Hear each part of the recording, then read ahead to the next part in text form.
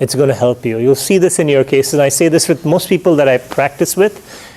Give them labels, because they quickly go through calculation. There's a lot on your mind, and you've forgotten what is what. If you can also align, if you can practice having a structure where you can align things. If it's a long case and there's a key number, highlight or circle it, because you may need to come back to it on a previous page. That organization is also going to make a difference. Seems like a lot of work, but this is what's required, and this is hopefully what you get by working hard, working smart through about 50 cases, about 50, 60 hours of work. Okay. Questions, Sukrit? I just have a question about, very similar actually, about digging for information from your interviewer. Mm-hmm. If, just as an example, if you could walk us through, if you were trying to figure out how many used tires were in the dump, how you would go about if you wanted to get an inkling, how would you directly ask the question, or how do you approach it? Sukrit, let's do one thing. Let's simulate your communication now to the interviewer, given that you found this. Let's say you were able to get the structure in about 3-4 minutes, and you actually come to most of this. I'd like to have a volunteer, after you've done this on your paper, to walk me through your thinking. Who would like to do that? You have the data here. I didn't get it. The question, what I want you to do is give me the response, given that you've done this calculations. Let's say you just went out and you drew out the structure. Now you have to communicate to me what you have found. Okay? And going live. Okay. All right, so to the question of how many car tires are there in the US? I'll start off breaking it down into tires that are on cars versus tires that are not on cars. And we'll start with on cars. For the tires that are on cars, we'll break it down into private, unsold, and public. What's out in these three sectors. So I'll start with tires on cars in the private sector. Hold on, what do you mean by sectors? So the cars that are privately owned by households. Okay. Those that are not yet sold to the household would be the next, that would be the next bucket. How about we call it bucket? A bucket. Okay, great. We'll stick with buckets. Okay, so give me your numbers. For the private, 120 million households, which on average own one car. Mm-hmm. There are 5 cars on a tire. 5 cars. 5 tires on a car. Yep. There's 4 in the actual car and then 1 spare. Okay. That's 120 million times 5, or 600 million tires. Good. Let's have a continuation for, yes, please. So next bucket next bucket I want to consider is the tires on the unused car, which Unused? Unsold. Unsold. Okay. Cars which will be sold by the merchants.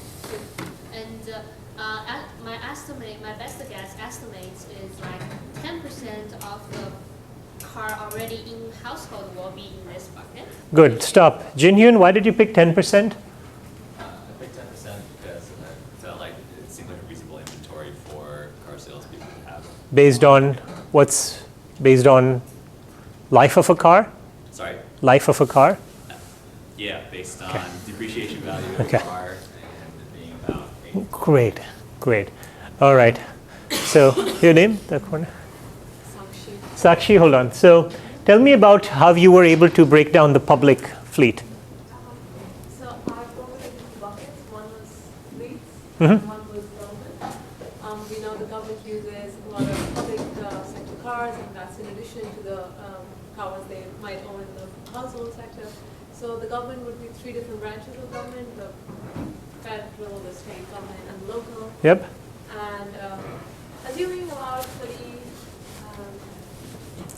Yes. million cars In each branch of government, which is 30 million. Okay, what do you base that on? I like that number, but what's your, why do you say 30 million? I think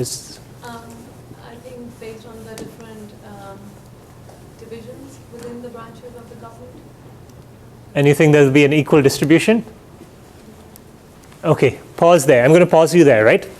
Again, you have the answer, still you see the trickiness in the communication of it.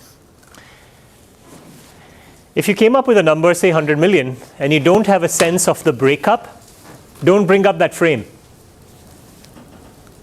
Don't say, I think there'll be an equal distribution of 30 million each. Say I'm taking a number 100 million. Do you think that's, how do you think, does that sound okay to you? Because you use this, it can be used against you. Okay? Continue for the fleets. So, And as loud as you can so we can hear. Yeah. sure. It's got a bit scratchy. I think there's 3 different kinds of fleets. That'd be taxis, rentals, and limos. And there might be an unequal distribution. When I'm taking 50, there might be more taxis. 50 what? 50 million. Okay. And there might be more taxis. 50 million what? Fleets. Or 50 million fleets. cars. 50 million cars. 50 million car tires. Yeah? Yeah. So it's probably an unequal distribution between the limos and the taxis. Yeah, okay. But yeah, average would, yeah. come Okay, so give me the number that we have for on cars at the end of it. For what? For the total number of tires on cars. Total tires on car is 60, 700 million, 810 million. 810 million. Okay. You see the challenge in this, right? You have the answer here. But you need practice in communication. Thank you for volunteering. I mean, you're not alone in getting a little confused with all of this, right? The first time you see it. You have the answer in front of you, and it's still a challenge to communicate it as clearly as you can. That's what practice will do for you, right? After 20 cases, you'll get a sense of what this process is like, what the communication should roughly be. But it's in case 45, 50, 60 that you get that sharp, right, where you have like ownership on every term. This is what's going to differentiate the 3 people who get a McKinsey offer from the 67 that did not. It's there in you, right? You just need to work hard and work smart. The second part. Let's do the second part, not onto cars. No, actually I had a question. But I have this question for you. Okay, the second part we're looking at not on cars, and we're looking at cars, tires which are new, which are at manufacturers and to shops, and I'm estimating it at 50 million. What's the basis of that? I'm estimating that to be around 1/12 of my total number of household cars, because that's where the manufacturing is stemming from. What do you mean by that is where the manufacturing is stemming? I'm just trying to throw a line because I don't know where the number is coming from. Well, so you come up with 50 million, right? You put a number down, defend it, right? Yeah. So I'm assuming that the average life cycle of a car is giving me 1/12 of the household cars which are there in the private households. That's how I'm coming to 50 million. Yeah. So, but 1/12 is based on Average life cycle of a car. good. Okay. You believe a car will be, Yeah. yeah, okay? That's my block. Yeah. The second part? Second part is that I'm assuming that the used tires are in dumps and alternate uses. That's estimating to 500 million. That's again something that I'm going from the average life cycle of car tires as a whole. And How do you come to 500 million from average life cycle of a car when you Car have tires. 610 million car tires? Yeah, so each tire is supposed to last me, let's say, around 1 to 1.5 years. And if I look at the number of private households, that's 600 million. So yeah, judging from those two numbers, I've come to 500 million. Well, you just said that the life cycle of a car is 12 years. No, life cycle of a car tire, not a car. Okay, so you feel that in dumps and alternate uses, you can have a life cycle calculation too? No, the life cycle of a car tire, because once the tire is not usable anymore, that's when it lands in a dump. Okay, well, great. Well, I like the detail of your thinking. So in summary, we have how many in the US? Roughly around 1.36 billion. Great. Okay. Can you practice your communication with this slide yourself? It's very simple at first, like you got it, you cracked the problem, right? How are you going to explain the first line? How are you going to give the bottom line? I still have to go to you, so can you tell me this? Can you give me the bottom line here? Don't underestimate the communication. Did you have a question that you wanted to ask? Yeah, I was just trying to understand that when you're throwing these numbers, obviously you're going to have to back it up. Like obviously when you say 60 million for the unsold number of car tires, even these numbers, how do you throw these numbers? Yeah. What kind of assumptions are you making in order to get to these numbers? Well, see, it's all about your ability to think as logically and intuitively in a short amount of time. Okay. I wouldn't have got this 500 million number. It seems high. Okay? Most people wouldn't. Maybe I would have said 50 million. Okay? Don't worry about your getting these numbers, but numbers that you come up with have one level of basis for them. Okay. One level that you can explain because. Okay? Or sometimes actually you can even just say roughly this without giving a number, but your basis is explained. Okay, your rationale, your logic. Yeah? Is there a reason why you steered away from the term sector and preferred bucket? Yeah. No, I mean, see, there would be private and public sectors, right? That would be accurate, right? But then there's an unsold category here. And he could have responded, said, by sectors, I mean the private sector and the public sector. And then I'm giving another bucket of unsold, okay, across both sectors. That would have been a response to. So, because if this is the case that the interview has been given and he or she has been asking this over and over again, they're very close to this. So they also want to entertain themselves, right? The same thing, they want to get into another nuance. They want to kind of ask you about something else. So keep that in mind. Yeah. I have a question. Yes. So like from the top to the bottom or the bottom to the up, so you say that I estimate it will be 1.36 billion and then break it down, or you just say start up with the breakup? If you had done the whole thing, then that would be an even more powerful answer, where you give the answer first and then you give the supporting points. So in summary, my calculations show that there are about 1.4 billion car tires in the US. I've broken it down by those on cars and those not on cars. For those on cars, I have 3 buckets, the private, unsold, and public, continue. That is answer first. But I think most of the times you will be doing a bottoms up. Yeah, so you get one category and you add it, then you add another one. Any more burning questions on this? Great. Let's move on to our next case. One hopefully close to your heart and one that Amar has actually gone through, right? So don't give the answers. Fletcher tennis courts. I have 2 more cases that I'll walk through in a little more detail and then just run through a few minutes after that. Fletcher tennis courts. Here is the scenario. 8 tennis courts. Tufts University is thinking about outsourcing the management of these tennis courts to your client for 10 years. And the client has to have an idea on the 10-year value of managing the tennis courts at Tufts. Few stipulations. They should primarily use it for sport. They can do like something illegal or can do something that won't work for university. And the varsity tennis team at Tufts will have rights to use these courts from 2 to 6 p.m. 4 hours a day, 5 days a week for 8 months. For that, okay, you can feel free to well, you don't need to write it because it'll come in the next page. But for that, Tufts University is ready to give you a guaranteed revenue of $25 per court per hour. For a few hours you were utilized.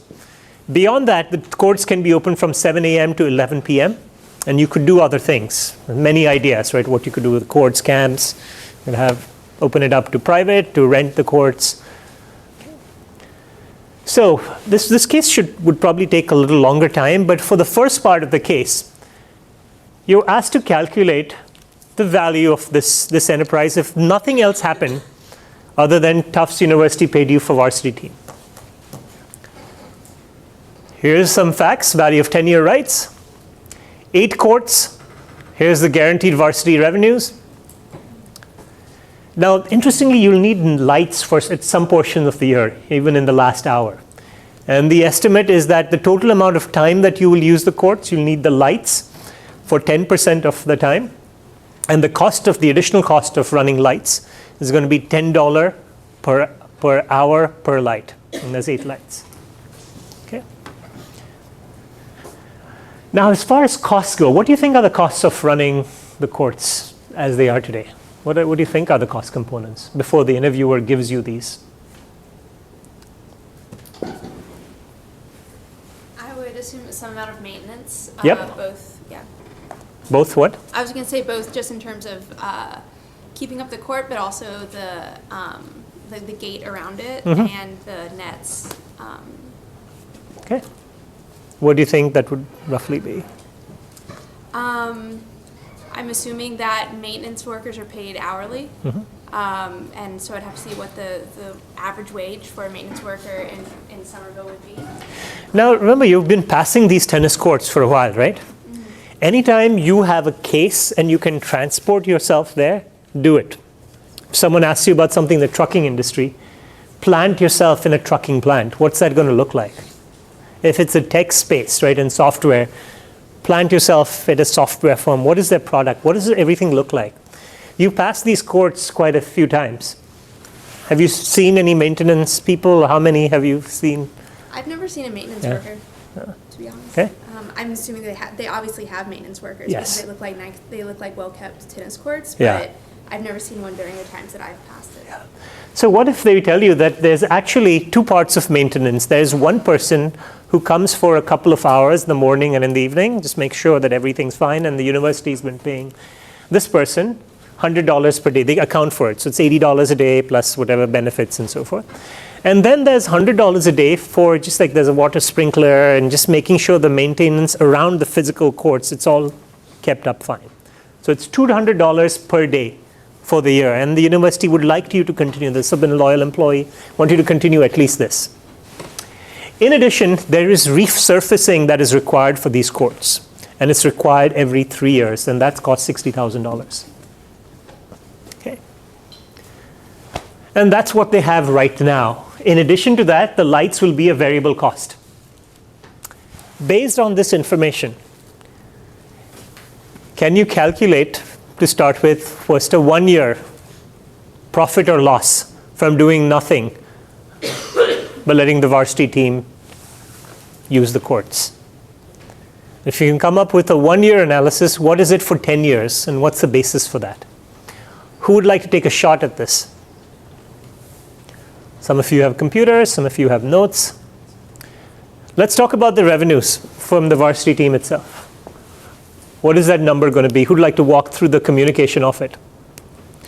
Actually, Lawrence, would you try it? Yeah. Sure.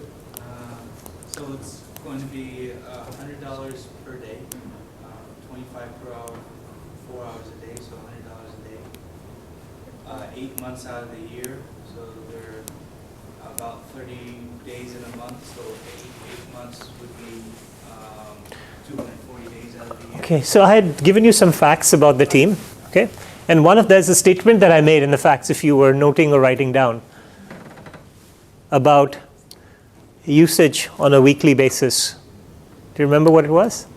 I do. Okay, who remembers what it was? They will practice from 2 to 6. Yep, but 5 days a week. Okay, so I put out 8 months, but I haven't put out the 5 days a week, right? But it's 5 days for those 8 months, not every day. Okay, and then? So I'm sorry, so 5 days, 5 days a week, every month.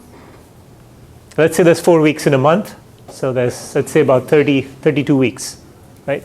Right. So about 160 days out of the year. 160 days times $100 a day would be $16,000 a year. How confident are you about that? It would be $1,600 out of the year. Other way. I'm sorry. 160,000 Yeah. dollars Yeah. for the days, and then $10 per hour per light.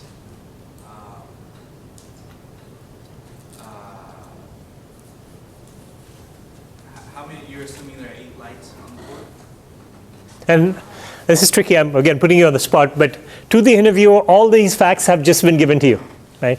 Now, if you were in the interview, you'd be, you'd have a note page and you'd be writing all of this down. But okay, so yeah, 8 lights. Okay.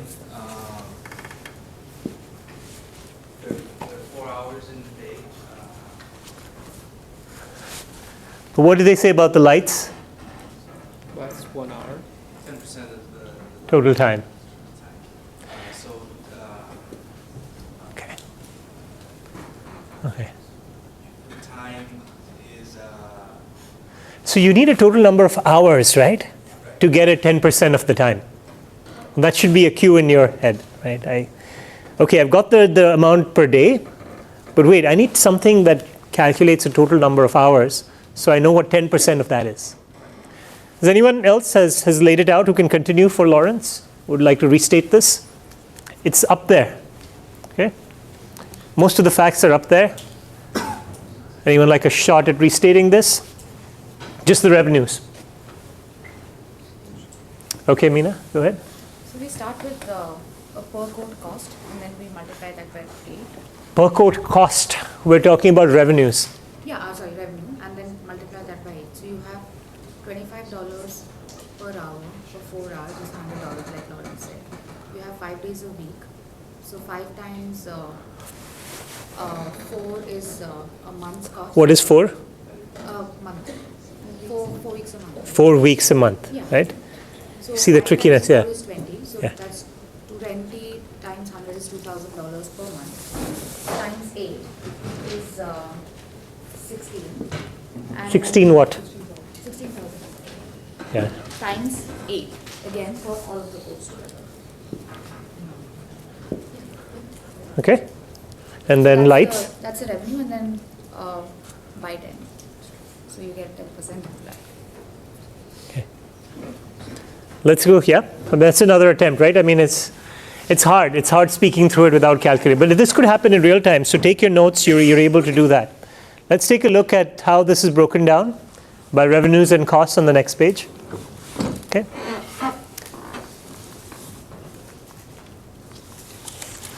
Varsity revenues only. 8 months, right, of the year times 22 days per month. That's another way to take it. Because let's say there's 8 or 9 weekend days, right? Times 4 hours per day. Times 8 courts. Times $25 per hour, which is 140,000 times 800. Okay. Here's the costs. Maintenance, $200 a day every day of the year, 73,000. Resurfacing, how would you think about resurfacing? Divided by 3. But you may want to ask, right, for bonus points, you may want to ask, when was the last resurfacing done? Okay. Would that matter? Who says yes? Who says no? Yeah. I believe that it does matter. Because? Depending where you are in the cycle, you may be on the hook for a lot of money, or you may be missing that year for resurfacing. Okay. It also matters because you're buying 10-year rights. Now, accounting-wise, you may have a certain, you could say it doesn't matter because then it's just, each year you allocate so much. But if it's something that, depending on the year, they say you take care of this, but you have to resurface, then where you are in that 3-year cycle could matter. Assuming it just happened the past year, then you could break it down by 3. Okay. So resurfacing 60,000 by 3, and lights, bonus point for this, $10 an hour times 8 lights times 4 hours times 10% of the total hours times 22 days times 8 months. $5,600. Total cost $98,600. Total revenues $140,800. Just based on this, what is an interim hypothesis that you can offer the client?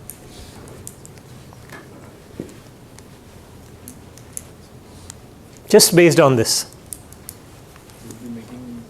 Yeah, can you speak a little louder? You will be making a profit of about $42,000 a year without renting the course to other students or other people. Excellent.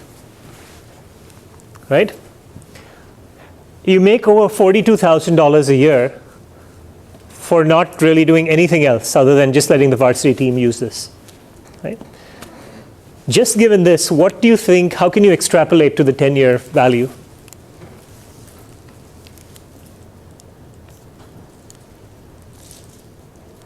What is the 10-year? If you had a number on the value of 10-year rights, let's say Tufts is negotiating with a client to let you buy this right. So you should know how much you are ready to pay for this right.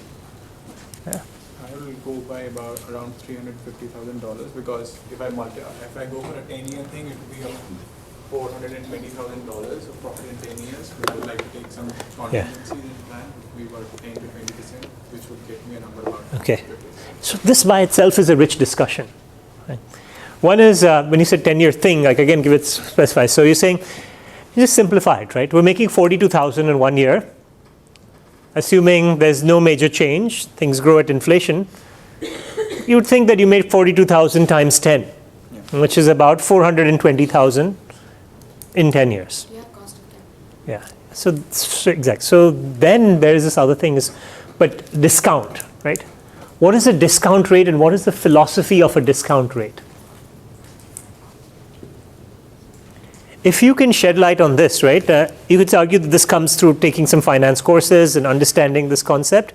There's a risk-free rate and then there's a risk-adjusted return. But if you don't have that, can you give it through intuition, right?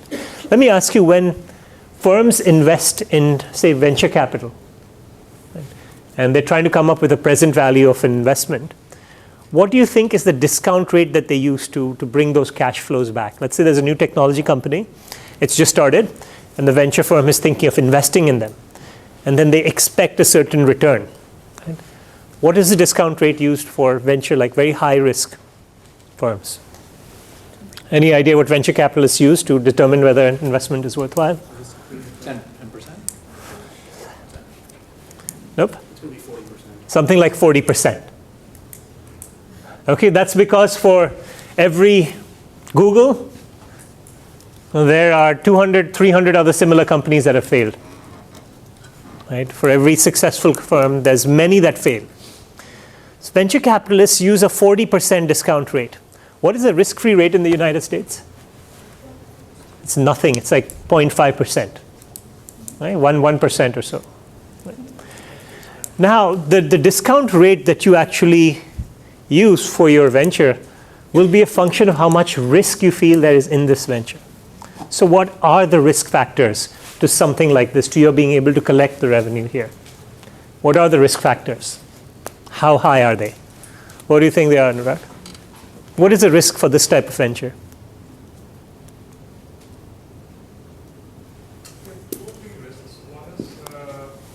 That's Tufts University shuts down.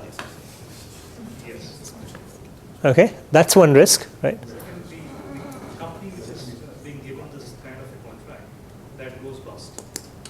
Well, the company is your client, yeah. Yeah. Okay? Yeah. So that disrupts the services that are being provided. Okay. But the chance of Tufts University going bankrupt are low. It's not impossible, right? Your own organization not continuing. Okay, that's what else is there? Who else is involved here? Yeah. There could be terrible blizzards and maintenance costs suddenly skyrocket. Yeah. Oh, maintenance costs. Okay, yeah, great point.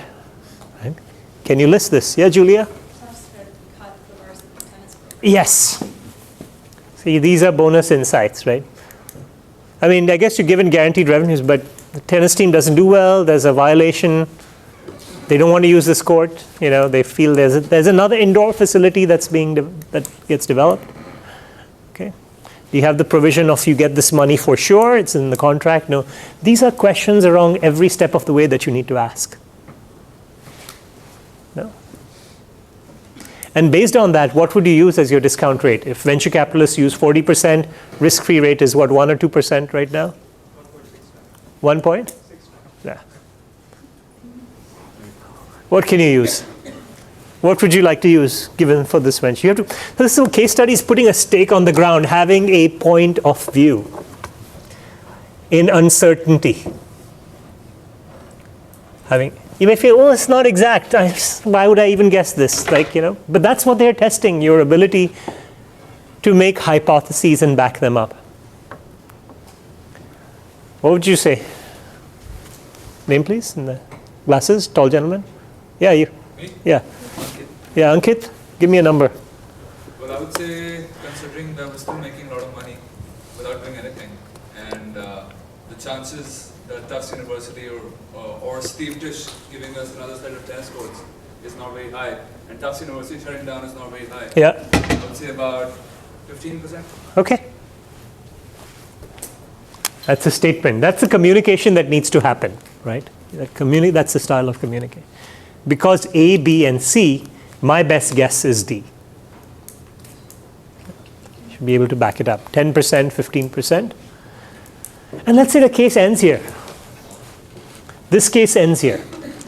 Say, okay, you've done this. So tell me, at the end of the day, what should you advise your client? How would you articulate this? What would you advise your client?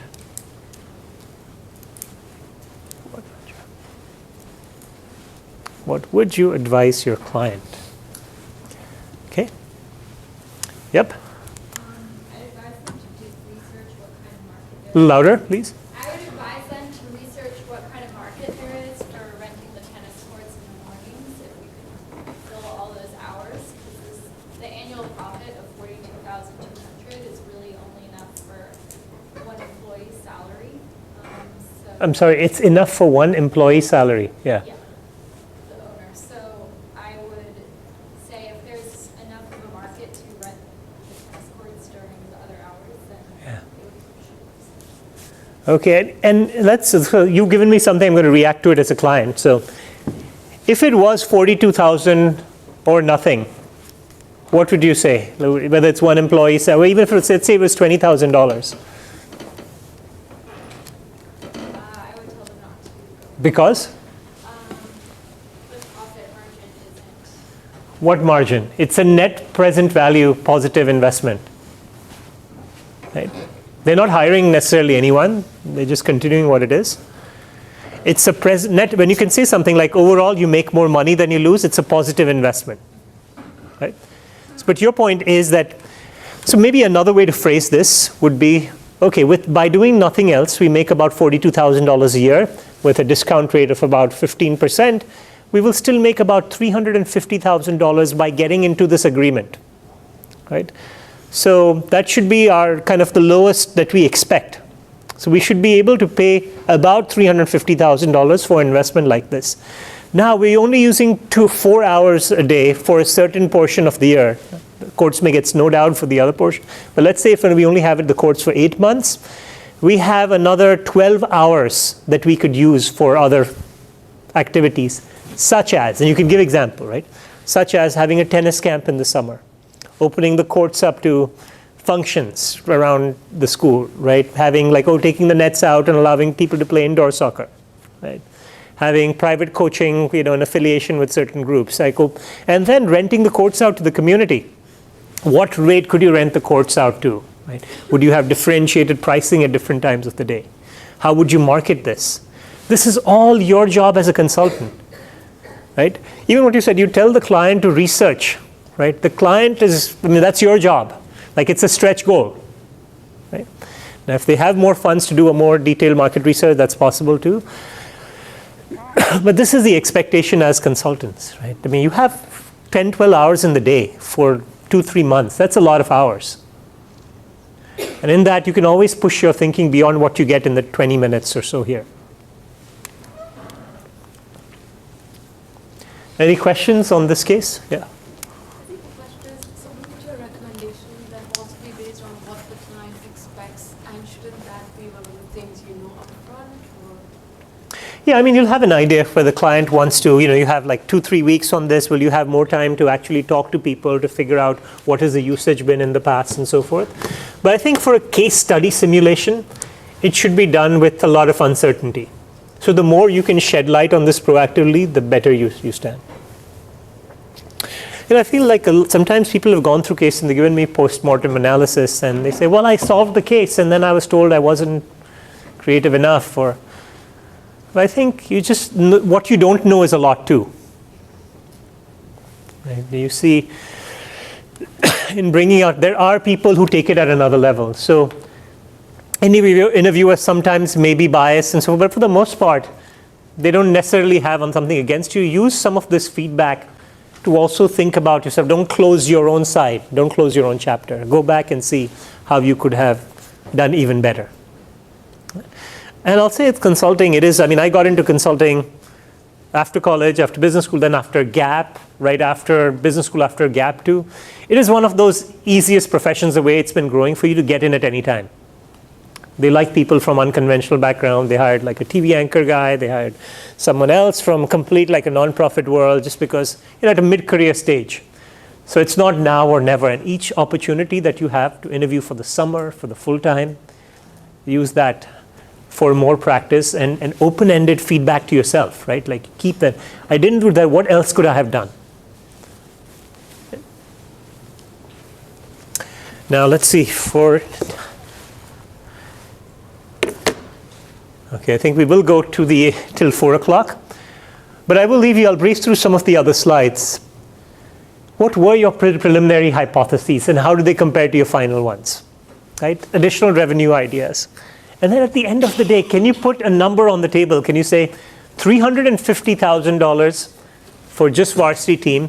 And my expectation is, while you may not get set revenues, but I think given that there are 12 more hours in the day, given startup like costs in terms of getting people and even differential pricing, my assumption is that you will make another $500,000 from this investment at the end of the day. So our best guess is that there's about $850,000 is the value of 10-year rights. They have time of $500,000. How did you come up with that? Well, I'm just taking 1.3 times, 1.4 times the existing revenues. And again, we have 10 years to ramp this up. My assumption is that Tufts really hasn't had the management focus and attention to try and make the most of these courts. They've just been kind of there. And as to try and make the most of our investment, we can do a few more things. Okay? Many ideas on who you'd get and so forth. So once you throw that out, it shows that you're a creative problem solver, but you've also enjoyed this case. You're not trying to get it done. I say for public speakers, for interviewers, you want to move from, I want to get this done well, to I want to enjoy the process. So we did the revenue analysis just for what the Varsity Team would do. Can't we just do for the whole time and just say like 10% unused time, which would be unsold time? That's what I just said towards the end. Like, we made 350,000 here, but you see how long this took to go through. This case, even though it seems like it was simple and it'll take a while, and usually there won't be that much time, so there are parts of the case where you'll have to accelerate, and you also should get cues from the interviewer when they say, okay, you've done this, now give me a bottom line. Market estimation case, let's do this one quickly. Some of the data is a little older, but I think this can be a good case for Fletcher, right? You say, okay, you're studying international relations. You may or may not have had in your first year exposure to a lot of business classes, but you should know something about the world, the population, and you've grown up with technology. You should have some intuition and idea here. Okay, let's talk about this. What if I tell you this? Give you this graph. Look at the breakup here also, right? There's the Caribbean and Latin America. Let's tell you that there's about 7.3 million people in the world today.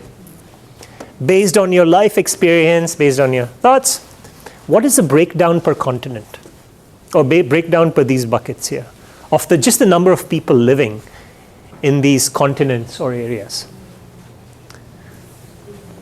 Okay. Okay, so give me throw out some points. So you said what? 4 billion in Asia. 4 billion, you're from Asia, there's 4 billion people in Asia. Okay? That gives you a number. So 4 billion out of 7.3 billion is from Asia. What else? Anyone know anything about another continent? What's the population of Africa? About 1 billion. About 1 billion. Excellent. Okay, so you're filling in 4 billion Asia, 1 billion in Africa. That's 5 billion. 500 million or 300 million? 500. Why did you say 300 million? I just remembered the graph. That is US, 320 million. Okay. And what about Latin America and the Caribbean? Latin America will include no, North America should include Mexico. Yeah, Latin America and Caribbean.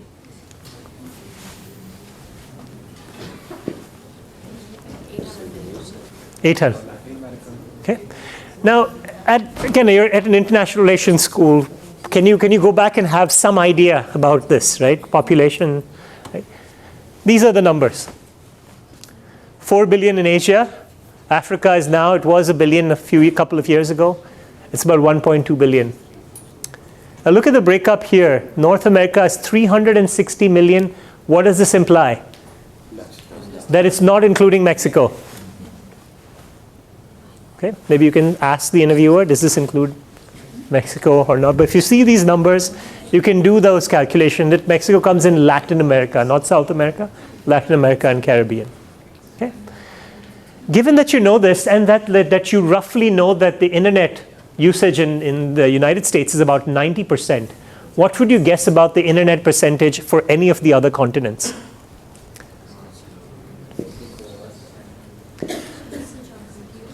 Yeah, just access to internet. Africa would be a lesser number, like 30%. Okay, so Asia would be what? The densest. I mean, largest number, not users, the percentage, internet penetration. So basically, number of people, the percentage of people using the internet. If you know it's about 90% for North America.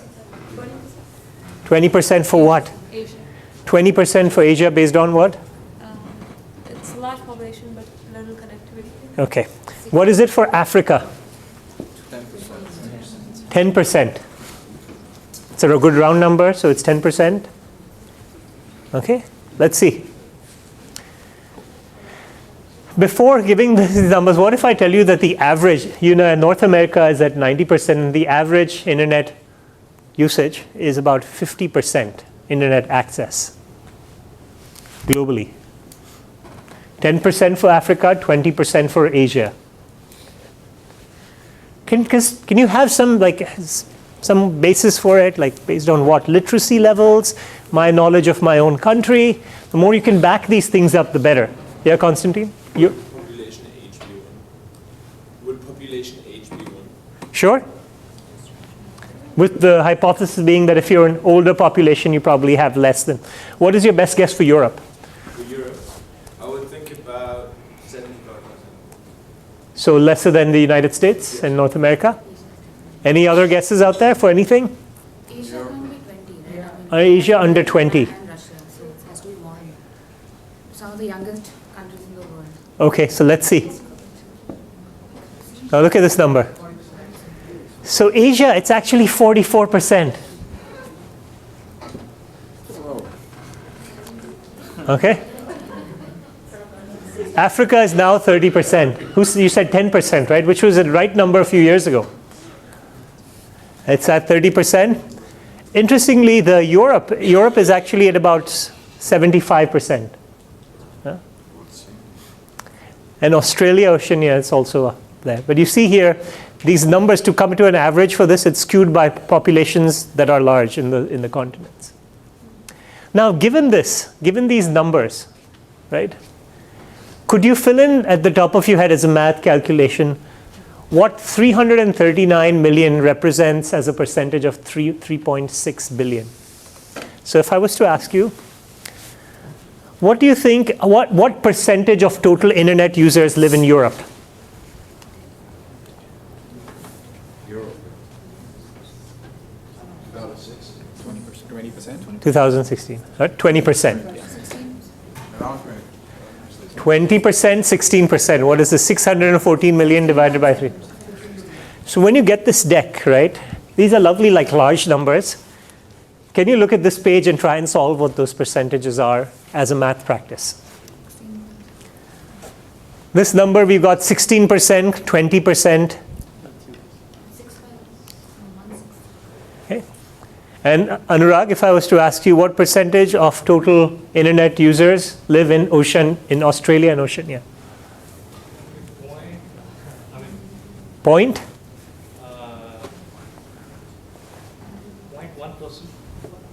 0.1%. 0.1% or 1%? Okay. Which one? 1%. 0.8? Okay. How are these numbers feeling for you? Because if you're feeling very uncomfortable and you want to get out of here, right, then you're not alone, okay? But you don't need to have that answer, but you need to be ready to dive into this if you want the job. If you want experience going through this, kind of fun, throw something there and if it gets there, it gets there. That's okay, then you can be more relaxed. But otherwise, you really have to get to this level. Let's look at those numbers. So that answer was 0.8% here, and for Europe, it was 17%. Is it okay to give ranges? Yeah. 15 to 20? Yeah, it looks like it's somewhere between 15 and 20%, but then say is it probably closer to 15 or 20. Yeah. This is just for your math calculation, a little bit of intuition, but let me give you another problem that involves a little more thinking on subjective parts in addition to calculations, okay? Now, the data here that I have is old for Facebook. It's 2012. But let's say that Facebook usage in North America was 50% in 2012. Internet usage was 80%. Facebook was, internet was actually around more like 75%. Yeah, no, it's 75, 80%. But Facebook was 50%.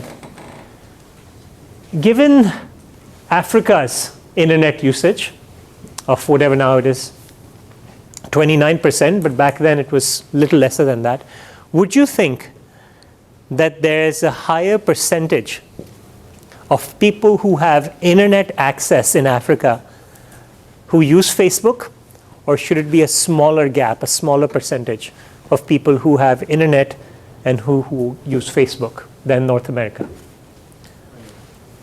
Okay, Lawrence? I would think smaller.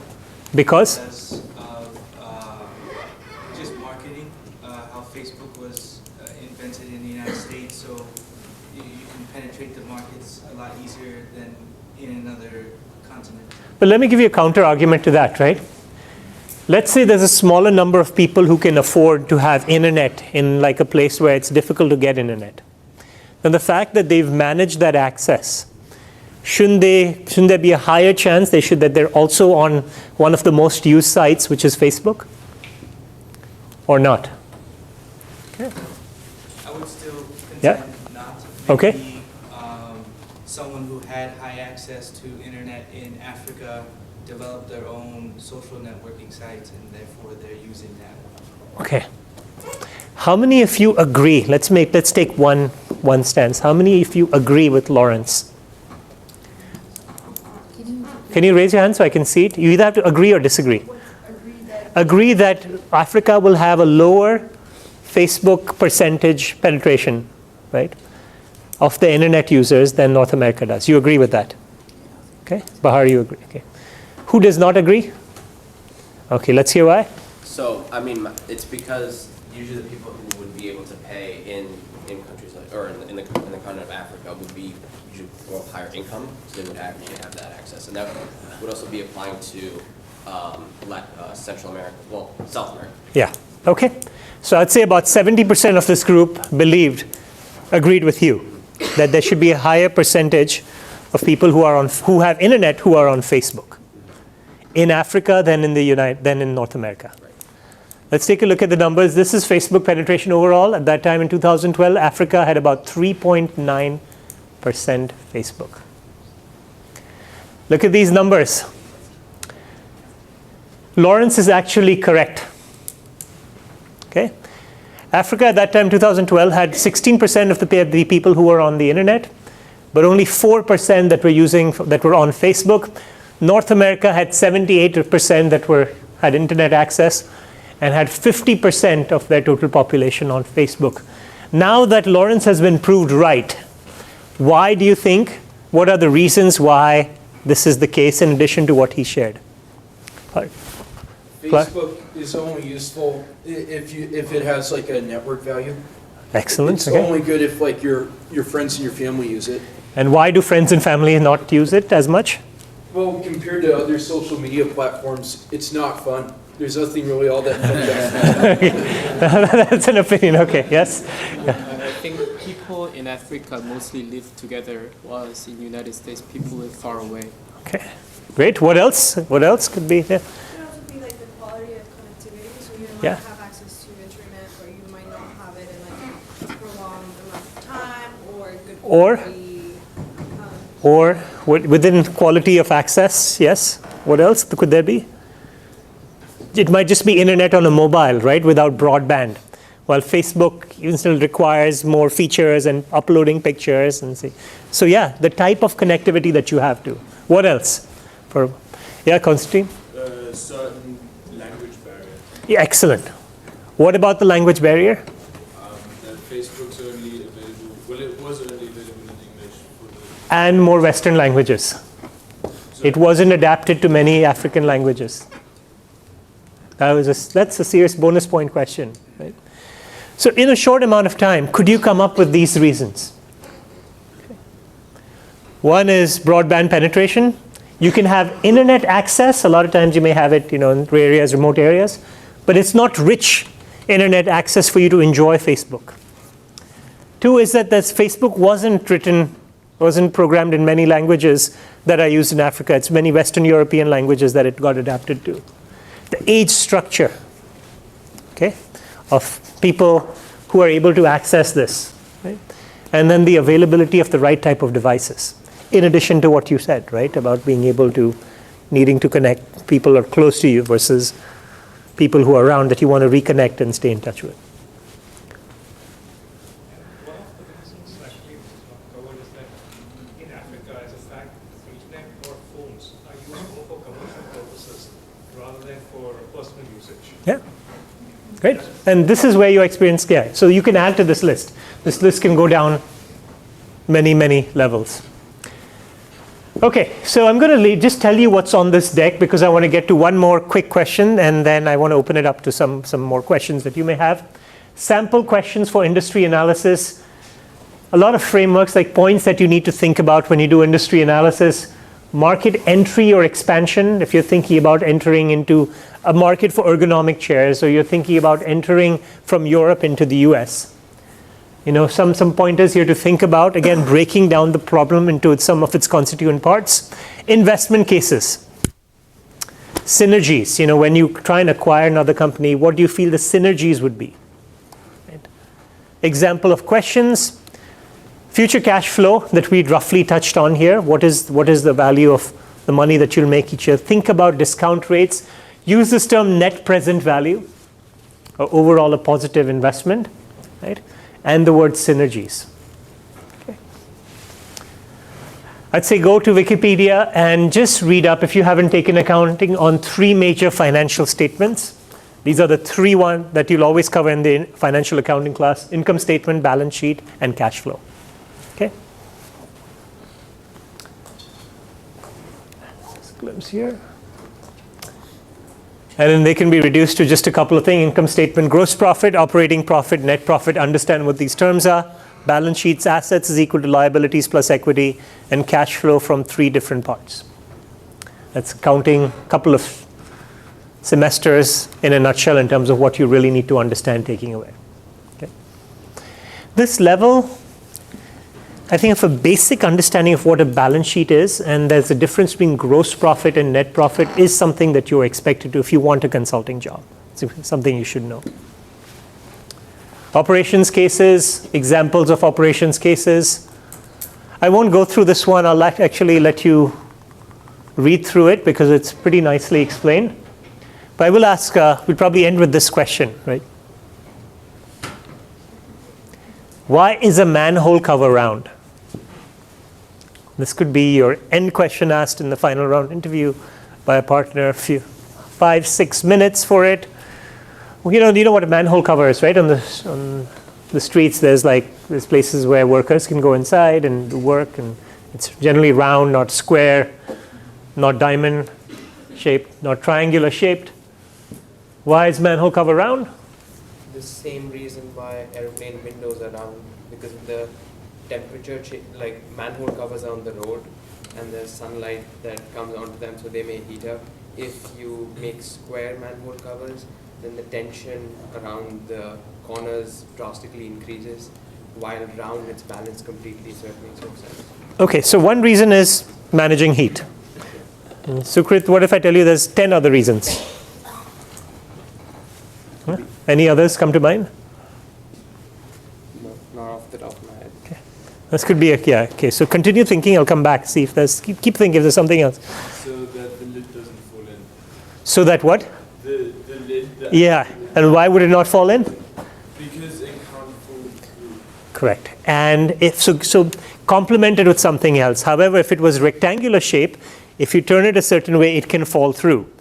But a circular shape is always defined by its diameter, and at no point can it fall inside. Excellent point. Okay? 2 reasons. What else is a manhole cover on? Keep thinking. This could be your case. Keep thinking. See what else comes to mind. Yep. Because a manhole is round. Okay, but it's supposed to match, right? So manhole could be circular. Right, but they could design a square hole for a square, like, yeah. But it's a creative answer. Okay. I think it's a fairly heavy object, and so if it needed to be moved, it could be rolled instead of having to be picked up. Or Excellent point here too, right? You can roll it when it's circular, but you can't roll something that's triangular or square. Great point. What else? Keep thinking. What else?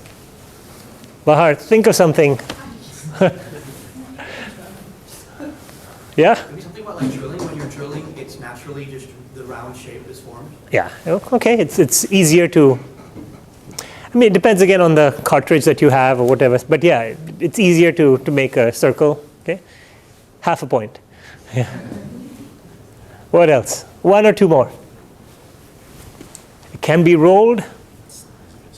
Conducts. Harder for car tires to fall in. Yeah. It's round. Okay. Now, if you were studying physics, there's something about a suction in kind of a round shape that it's not as strong as a few other shapes, but you're not expected to know that almost.